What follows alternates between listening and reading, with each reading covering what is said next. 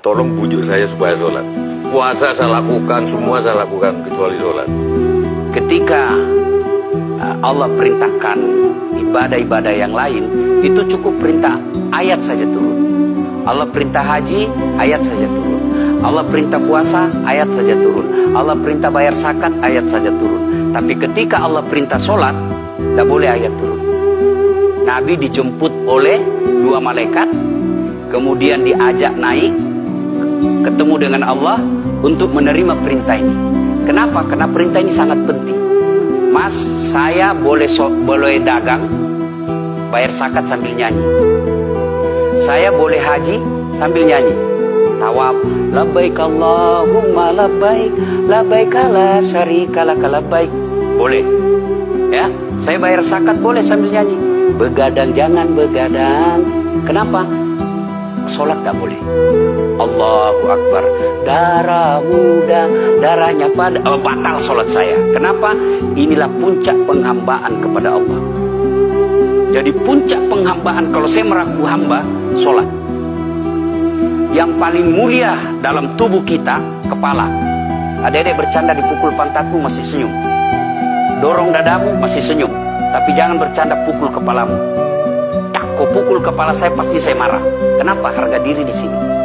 Tapi ketika kita sholat, anggota tubuh yang paling mulia, kepala, rendahkan seperti kaki. Kita akan melakukan next block. Ini penting. Kalau saya sudah mulai ini. Oke. Ya, karena kalau ketika saya mau sholat, saya melihat banyak koruptor sholat. ya, Saya melihat banyak orang sholat yang kalau saya ajak ngomong main HP, nggak punya adab. yang paling enak memang sholat tidak korupsi. Yang paling nyaman memang, paling ideal sholat jujur. Tapi wala talbisul haqqa bil batil, kata Allah. Allah tidak mencampurkan antara hak dan batil. Sholatmu beda, puasamu beda, maksiatmu beda. Itulah sehingga Allah hadirkan 2 malaikat, Rakit dan Atid, mencatat yang baik di baik, yang salah salah. Tapi ini setan kan tidak membiarkan itu. Maka setan masuk. Nah, dia sholat tapi dia korup. Tapi Allah Maha Adil, maka ditimbanglah nanti mana yang lebih banyak, kebaikanmu atau keburukanmu. Kalau dia baik amalnya tapi tidak ada sholatnya, sia-sia. Kenapa? Passwordnya kebaikan itu, kuncinya itu adalah sholat. Ustaz, ketika naik haji, naik pesawat, pesawat itu mungkin dibikin orang yang nggak sholat. Iya, betul. Terus gimana tuh? Nah, Kursi itu mungkin dibikin orang yang nggak sholat. iya betul. Terus? Nah, bagi orang yang tidak sholat itu, Allah nanti perlihatkan amalnya.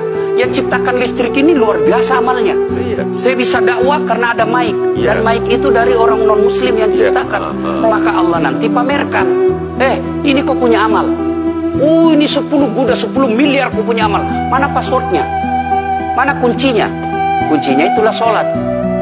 As-sholatu imanuddin, as-sholatu miftahul jannah. Sholat itu kunci kebaikan. Sholat itu tiangnya agama. Sebuah bangunan, dia bisa berdiri tanpa dinding. Sebuah bangunan, dia bisa kokoh tanpa atap.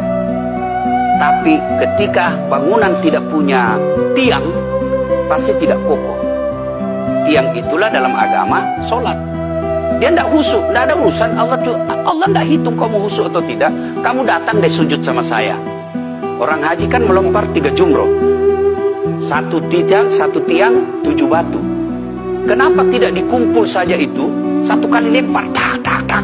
Kenapa? Kenapa mesti 3 hari dan kenapa mesti 3 titik? Itu pesan moralnya, melawan setan itu perlu napas panjang. Dengar azan, jangan pikir saya tahu dia tebar itu. Tidak usah kau sholat, nanti kau tua. Anggaplah pergi sholat, setan menyerah, tidak.